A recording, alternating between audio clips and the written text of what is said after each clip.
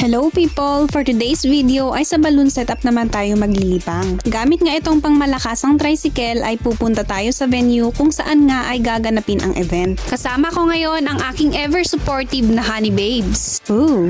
Nung nakaraang linggo pa nga ay nag-message na sa atin si Madam Client, kaya nga ay hinanda na natin agad itong mga gagamitin. Cocomelon po pala ang napili ni Client na character, kaya naman ay hinanap ko yung mga standees na ginamit namin noong nag-uumpisa pa lamang tayo. Dati kasi ay may client tayong nagpagawa din noon ng Cocomelon themed na backdrop. Buti nga lang talaga at tinago ko pa kasi nakikita ko naman ay pupwede pang pakinabangan. Alas 2 na kami nakarating sa venue kasi nga ay binabagyo ang Pilipinas. At ito nga inuumpisahan na naming ipatayo ang panels. Medyo mabigat nga ito kaya medyo nahirapan din tayo. Syempre, girl power yarn. Pagkatapos ay nilagay na namin ang carpet. Pagkatapos nga ay nilagay na namin ang tela. Mas maganda nga sana na spandex na tela ang ilagay natin para stretchable. Kaso nga lang ay Gina's cloth ang available kaya ito muna ang gagamitin namin pansamantagal. Kot anya ngay garud an hituway wada. Ay ket noon niya ati adda ket isut usa rin hangka agbirok ti awan.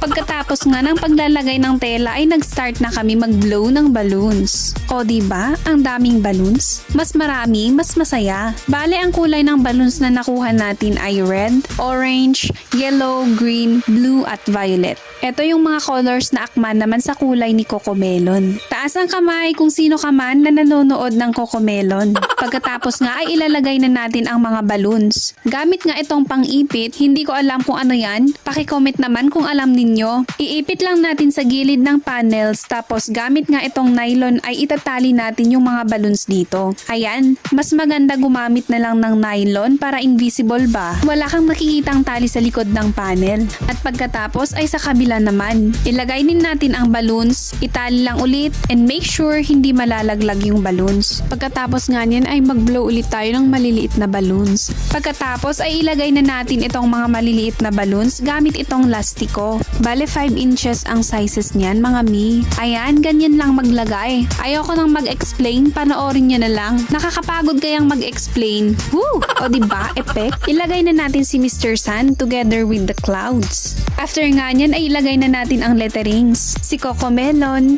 yung kapatid mo, at syempre, wag nating kalimutan yung upuan at ang iba pang karakter ng Cocomelon. Nilagay na din namin yung ibang letterings. Hindi ko na sana ilalagay kasi nga di kasya sa space. Kaso sayang talaga kapag ka hindi nilagay, so ako na po ang nag-adjust. Ang ginawa natin, nag-move tayo ng konti para magkasya sa space lahat ng letterings. Buti na lang at kahit papano ay nagkasya naman, hindi ko nga lang alam kung crowded masyado. Kayo na po ang humusga. Etong letterings pala, kami na din ang gumawa niyan. Bale, kasama na din yan sa package mga mi, kaya sulit na sulit. At eto na nga ang final look ng ating backdrop. Nagustuhan ba ninyo ang ating setup? Pa-comment naman kung nagustuhan ninyo. Para laging updated sa mga videos natin, i-follow lamang po ang ating profile page. Huwag din kalimutang mag-share para maibahagi sa iba ang ating video. Ito lamang po. Maraming salamat at hanggang sa muli. Bye!